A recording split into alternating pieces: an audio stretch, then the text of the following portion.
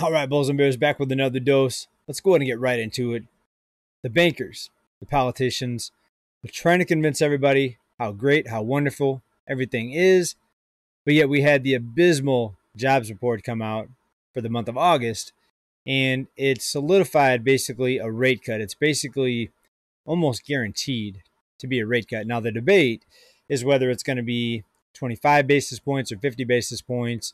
It's not going to make that big of a difference either way. What it is doing, though, is giving more confidence to the markets that the Fed is on the path to lower rates, which we really don't need. From an inflation standpoint, you don't need lower rates. You actually need higher rates. But the problem is the consumer is getting so far in debt and getting buried further in debt with these high rates. The bankers, they have to know they do something for that reason, and also the confidence for the markets. Because if the markets come down, that's further downward pressure on the economy because confidence gets lost. Remember when the housing market came down in 2008, it was game over for the rest of the economy. So remember, deflation's a dirty word. Inflation is not good, but it's to the powers that be, it's actually better than deflation. In fact, let's go ahead and start right here with what's happening over in China. Here, China's deflation risk rises as Beijing struggles to spark consumer confidence. And it's interesting that deflation's a dirty word, right? Lower prices, which is actually good for consumers, it brings the rest of the economy down with it because spending slows down, then the numbers go down, and all the above here. But really, more people are able to buy things when prices go down. Look at this. China's headline consumer price index year-over-year change. It actually went negative throughout 2023, just became positive here recently. But what the fear is that it's going to go up and then go right back down as we get into the fall and the winter months. And again, it shouldn't be like this. Lower prices and a lower cost of living and deflation should be something that's welcomed, right, for people. Do you want to pay double or triple to fill up your gas tank? Or do you want to pay lower? Of course, you want lower. Right now, some people that are selling their home, of course, they're going to want higher prices. But then where are you going to move to? And just think when you sell your home, and this is one of the reasons I haven't sold my home. When you sell your home, where are you going to move to? Right? I could sell my house right now and move to many different states in the U.S., but I don't want to pay $500,000 for some states where I'm going to be snowed in for 3 months. It's just not what I want to do. So I would love if home price crashes, even though my equity would go down, equity would drop. I would love to see home prices collapse. And maybe I'd pick up a rental. I don't know. I was a landlord at one point. It was not easy, put it that way. But yeah, China is going through some big economic changes right now, and they're afraid of deflation. So it looks like they're going to be cutting rates here. This is out of Semaphore. China's inflation rate was lower than forecast. Oh no, low inflation, we can't have that. Intensifying fears of deflation in the world's second largest economy. Whereas much of the globe has been struggling to slow price increases, China would face the rare problem of falling prices. Again, is it really a problem? As consumers continue to hold off on purchases in the expectation that goods will be cheaper in the future. That's another thing. When prices do start coming down, then people pull back on the spending even more. Now, in America, it's a combination of that. When you see car prices coming down, people are slowing down on their car purchases. But is it because the prices are still too high and they just can't afford the payments? Or is it because people are waiting for lower prices? Well, it's probably both. If you can't afford the payments because the prices are too high and you see prices are coming down, then you're going to be more incentivized to wait. One, because you can't afford it anyways. So two, if you wait, then prices may be lower next month, next year, who knows? So it's very interesting how that works. Anyways, let's move on here. I got a couple other things to get caught up on here. Actually, more than a couple. Big Lots. We all know that Big Lots, big trouble. My Big Lots local store here in the Mesa, closing down. It might be closed by now. I went in there a few weeks ago and pretty much everything was still expensive. And that's why I stopped shopping at Big Lots. It was more expensive than Walmart. So it was a less of a selection, but more expensive than Walmart. The stuff that I was looking at anyways. Maybe you have a different opinion on it.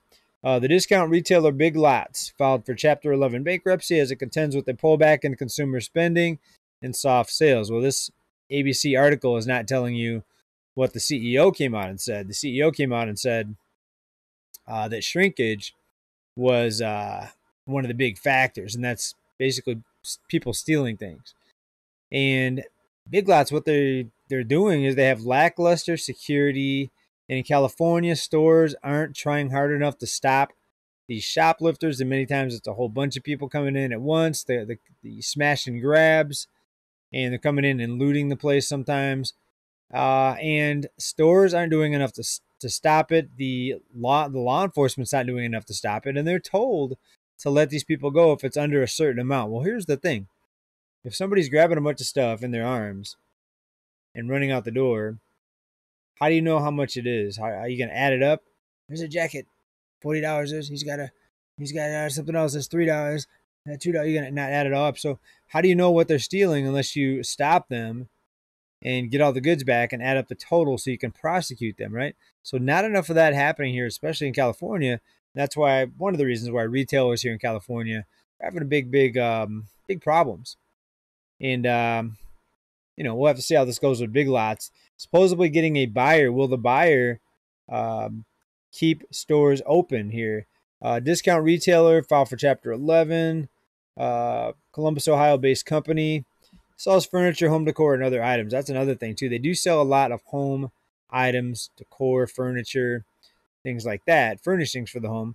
In the housing market, the sales are so low right now that they saw a big slowdown in household item demand. So that's another reason. So you got the slowdown in consumer spending because of the debt levels. You have the housing market basically near an all-time low in sales. So less people buying things for their home. You have, of course, the shrinkage, people taking stuff, stealing stuff. You have inflation just to run a business, higher wages that you have to pay because people need higher wages now because of the cost of living. You see, so there's all these death by 1,000 paper cuts type of things happening with a lot of these businesses.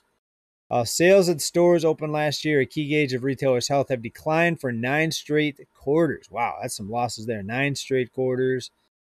They need to cut their prices and make their security better. But most importantly, the powers that be need to let the cost of living come down so U.S. companies and businesses won't have to pay such high wages, right?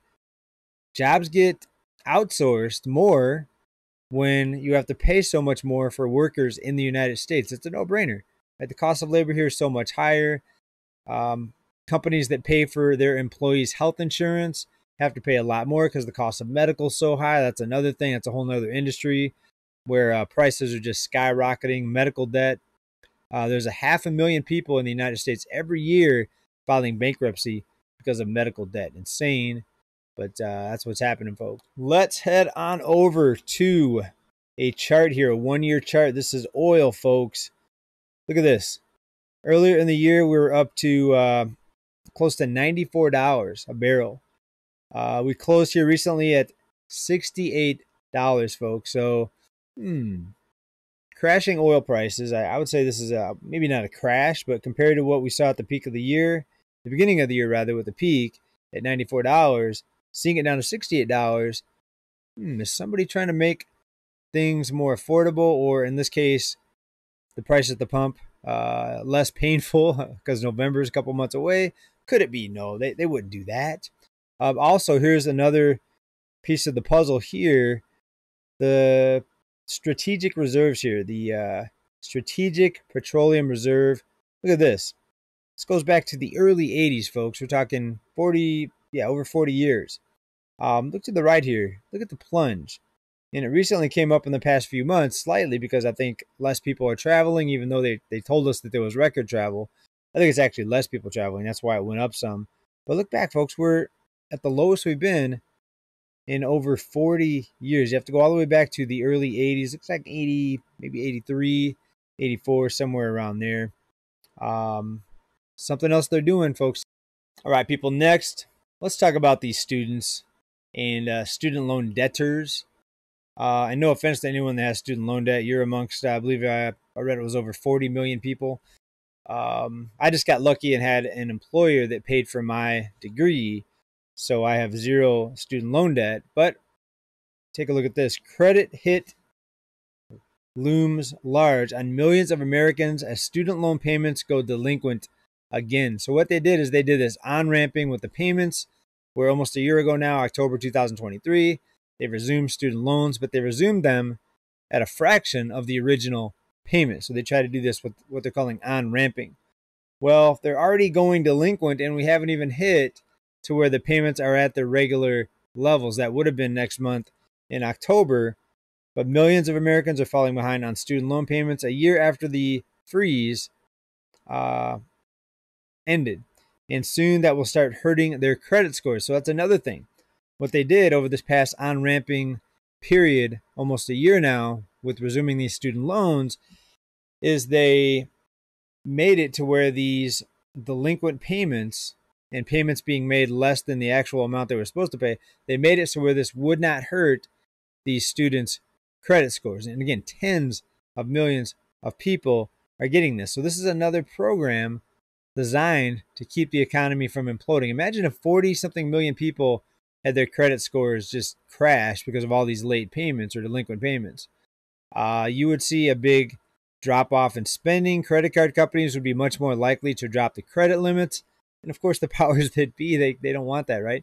You have to allow people to keep spending, or you have to give you have to make the environment possible for people to keep spending. And crashing credit scores, that's not going to help that. They need to keep these credit scores artificially inflated so people can still borrow more and take out new credit cards, get deeper in credit card debt, right? So folks, once it ends, then the whole economy comes down. Once the spending is done, the economy comes down. So they have to find new ways to keep people spending. In this case, just another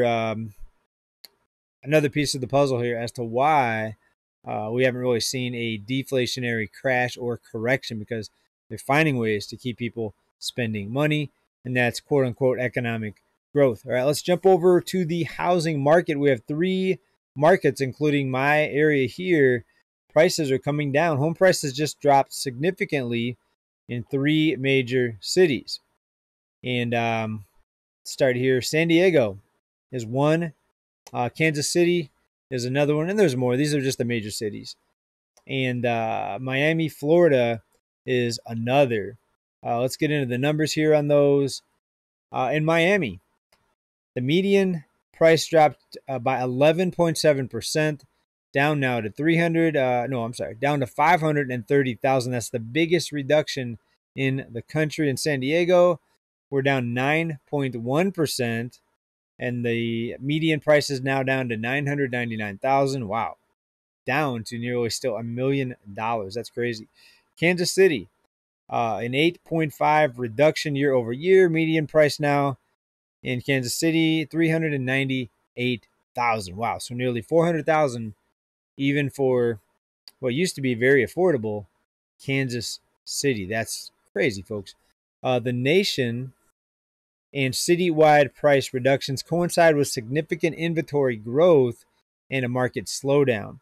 August was the slowest in 5 years, with homes spending an average of 53 days on the market. So we're seeing this massive slowdown in housing come over and affect the different retailers. It's actually surprising how good Home Depot's been doing, considering just the drop off in sales in real estate. So we'll have to keep an eye on that and see how it goes. But all of you probably know, if you've been on this channel, they're doing everything they can do to keep this housing bubble from imploding, especially now, a couple months from November. So the last thing they want is a housing bubble coming down at this point.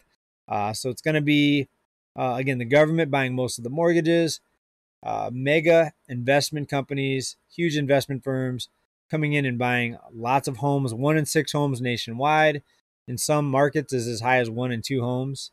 Half of all homes in some markets being bought by mega billionaire investors, hedge funds, etc.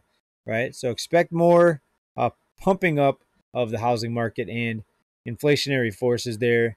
So something big is going to have to come in to stop this, because right now the money printer is on full speed, and it seems like there's no stopping it. It's not just the money printer, it's all the programs, go back to the student loan, all the rescue programs, ways to keep people from financially imploding individually. I mean, people individually keeping their credit scores high if they can, keeping the banks propped up, government buying these mortgages so the banks don't have to take on the risk. Folks, it's doesn't end. We'll have to see, how this ends. I'm thinking in just a couple more months, we're going to see some end time things happen. I don't mean end times in biblical terms, but maybe the end of this current economic cycle. And that's the best case scenario. The worst case scenario is if nothing happens or things continue on this trajectory of more inflation and rising prices going up even more. That's actually worse than having some sort of deflationary event, in my opinion. Now, some people say no, deflation is the worst thing that can happen because along with it comes massive job losses, people losing their homes, cars, repossessions skyrocket, etc. Yes, it's really bad at the beginning. Deflation's really bad. Look at 2008 again, financial crisis.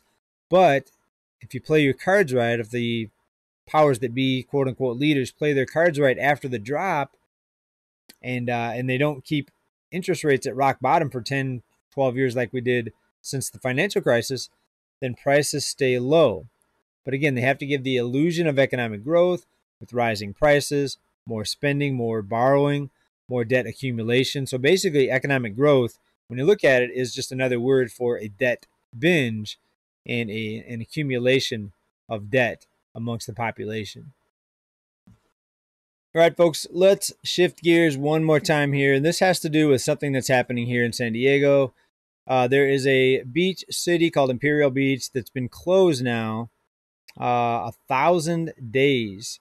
So we're talking, what's that, going on 3 years because of sewage coming in up from Tijuana. Overflowing sewage, contaminated water into the ocean. And just think about this. Think about all the foreign aid we've handed out to countries across the world. But wouldn't that money have been better spent helping Tijuana fix their sewage problem, fix their pipelines or whatever needs to be done? We could have probably fixed this problem many times over instead of doing all this foreign aid by using this money that we just gave out. A lot of it for war would have been much better spent helping the sewage problem. And I know people that live in Imperial Beach, and I know people that moved out of Imperial Beach because of the smell, because you can't go to the beach, keep out of the water, warning signs. Property prices actually are still high there, which is surprising. I would think a lot more people would want to move out.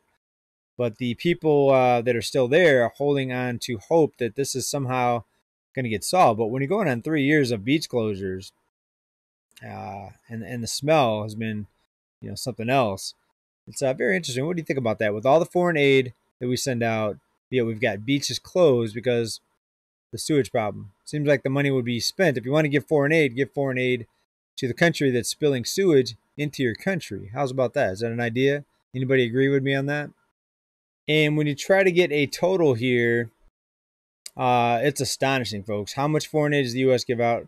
U.S. has given out $3.8 trillion in foreign aid. Wow, adjusted for inflation. Since the end of World War II, folks, nearly $4 trillion.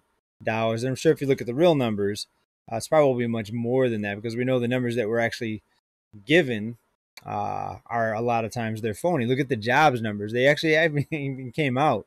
Was it the BIS, the Bureau of Labor Statistics, came out and admitted that millions of jobs that were, quote, created weren't actually created. When you go and look at all the backwards revisions and even the bad job number that came out last time, they'll probably revise that. I believe, don't quote me on this, but I believe 11 out of the last 12 jobs readings, the monthly jobs readings, have been downward revised the following month here. Somewhere around there. And don't quote me on that. I don't have the data in front of me on that, but it's pretty close to that, folks. And it's absurd. It's absurd. Just give us the real number. If you don't have it, just wait. Just wait the following month and then give us the real number.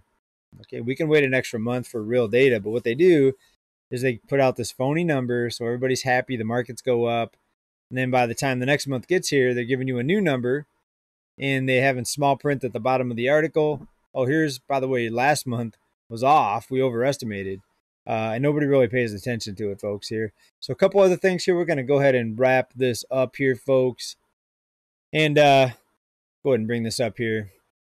Put this into perspective, folks. The U.S. debt, national debt, is so high that interest alone, $3 billion a day. $3 billion. It's almost unbelievable, isn't it? $3 billion a day. And that's just an interest. That's not even paying off the principal, folks. It's never going to be paid off. We're a bankrupt country. And just one day of this interest that we're paying at $3 billion a day, that would be enough. Going back to the whole Tijuana sewage thing, that would be enough to fix the sewage problem. Just one day of interest. Insane, folks. This is not going to end well. And this is not doom and gloom. This is not fear-mongering at all. I just want you to be aware of what's happening. That way, when the shoe finally drops, you're going to be ready. You're going to be prepared. You're going to be ready to invest. But then again, a lot of people with the cost of living and savings at such low levels now, they're not going to be ready to invest. And it's going to be painful. And it's going to be a situation that people are going to be telling their grandkids about. Could it be Great Depression 2.0, or could it be even worse because inflation is going to keep going? They're going to continually keep the markets propped up, housing bubble inflated even higher.